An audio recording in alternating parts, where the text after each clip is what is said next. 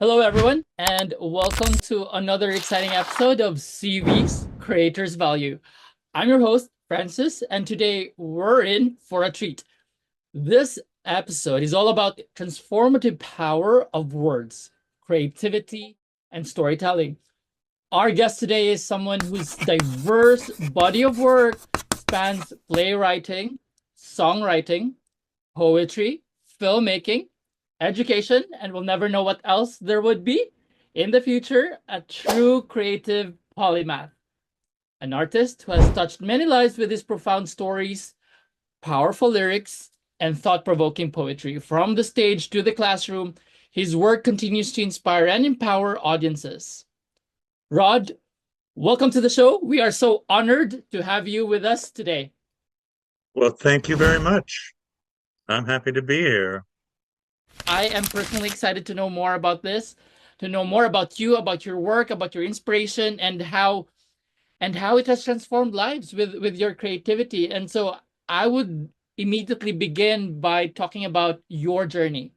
What first inspired you to become a playwright, a songwriter, a poet, an educator? What ignited that creative spark? Well, I would say that things started for me mostly in high school. I had to keep a journal for my English class, and my Oh. teacher said, "Oh, Rod, I love reading your journal. Your writing is very interesting. You keep doing it, will you?" And I said, "Sure, I will." And I met a friend who his name was Bob Hackett, and he kept a Mhm. journal. He also worked on motorcycles and was totally cool. So I thought, well, if Bob Hackett can write poems, I can do it too. So I started working on that and did that through high school. And when I went to college, in high school I did some play. I was in some plays. I was lucky. I got Oh, some lead roles, like with a show called oh, Life with Father, and that oh. was a lot of fun. So I continued with the theater work at my college. I went to Ohio Wesleyan University. I took a playwriting course Mm-hmm. where the professor said, Rod, you can't just have people show up on the stage and do this and do that. It's all got to make sense. And I'm like, oh, so I'm not doing Mm-hmm. a very good job. So it kind of made me mad. So what I Oh. did is I wrote a short play called No Play, where I tried to break all the rules of theater. They weren't going to have any dialogue. The guy started Huh? to talk and he went, shh, no dialogue. Well, you got to have some dialogue in a play. We're going to do no play. And it goes in like that, where he breaks all the rules. He finally lets the guy say, well, can I answer, ask a question or something? How about my big line? Well, say it then. You're already talking.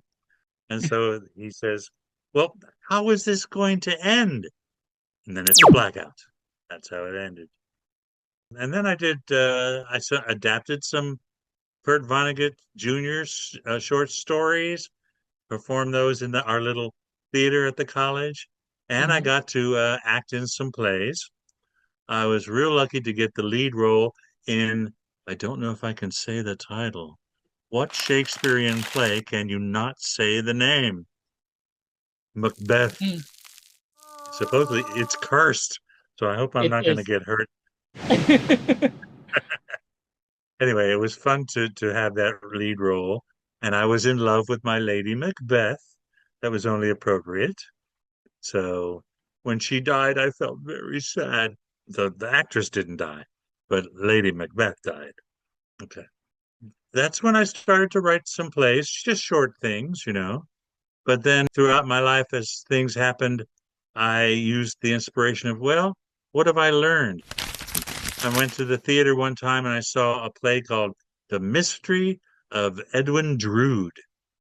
And it's like a murder mystery, who killed who and why did it happen? But they got near the end of the play and they said, well, at this point, the playwright died. So we don't know how it ends. So you get to choose the ending, you, our audience. And I thought, well, this is pretty amazing. I mean, we had some people in the play who could have been the murderer, and we got to, by Mhm. applause, choose who we wanted it to be. So I wrote a show called Love Hurts, but Murder Kills. And in that, there's this nightclub that's not doing as well as the mafia boss who owns the Uh-huh. place would like. He says, "Look, things better pick up around here, or we're going to be picking you up in pieces." Oh. Yeah. So he said, "No, don't worry. I'm going to invite back all of the entertainers who ever entertained here. We'll do a big Mhm. show. It'll be great. People will flock to it, you know." So the thing is, though, when the actors came back, or the performers came back, Mhm. murders started to happen. And like Oh. finally at the end, the mafia guy goes, "Hey, if anybody's gonna do some killing around here, it's gonna be me. I will decide." Yeah. Okay. Now, and then he goes to one of the people in the audience, "You there, you there. Okay, it could be this guy, that lady, this guy, that lady. Who's it gonna be?" And whoever they picked, I had to write a storyline that made them the murderer. So that was Mm. fun. And then I'm a real fan of a fellow named Jesus. Have you heard of him? I guess Ah, you have. I meet him every night before going There to you sleep. go. There you go. Talk to, hey, how am I doing, Lord? So I was like, Lord, it says in the Bible you're going to come back again, a second Mhm. coming. You know, Mhm. I can't wait. So instead of waiting, I decided to write a play called One More Time, where One more he time. comes back because a homeless kid says, "You know, Lord, things are tough here on the planet, and if you're ever going to come back, this would be a good time to do that." So he Mm. does. First person he meets is a drunk on asleep on a bench. He wakes him up. The drunk goes, "Oh, what? Oh, Jesus!" He goes, "No, no, you can call me Jesse." Oh, who are you? Jesus. What? Yes. I said, wow, can I follow you, man? Well, all right, I guess so. I'm looking for a hospital. Why, are you sick? No, but there are some kids who are, and I want to see if Mm. I can help out. So he goes through a hospital, cures all the children, Mm. and he comes out, and who's waiting for him but a reporter from the newspaper, and she Mhm. goes, "Oh, you, you're the man. You just cured all those kids. That's wonderful. Oh man, you're going to be so famous. We'll get you on every TV show. Oh. It'll be marvelous." And he goes, "No, no, no, no. I don't want to do it that way. I just want to talk to a group of people like I did last time, and we'll go from there." She goes, "But Mm. who?" And he looks across the street and goes, "There's a bunch of folks over there. I'll talk to them." Mm. Turns out they're a street gang. So it's kind of exciting him trying to translate his biblical stories into words that they would understand. Like Mm. he did the parable of the hooker who helps a Oh. guy who's in trouble. It's like the Mm. Good Samaritan, right? Good Samaritan. So, and it's a musical, so they sing songs together. He heals somebody who's blind. And I have a Mhm. friend who's blind. And so she played that part. Now, she Oh. couldn't see when he healed her, but she could pretend she saw. So, Oh, but it okay. was nice that we could do that. And the nice thing about making a play, or in this case, making it into a movie, is you can go to different places around town. Stay tuned for the next episode.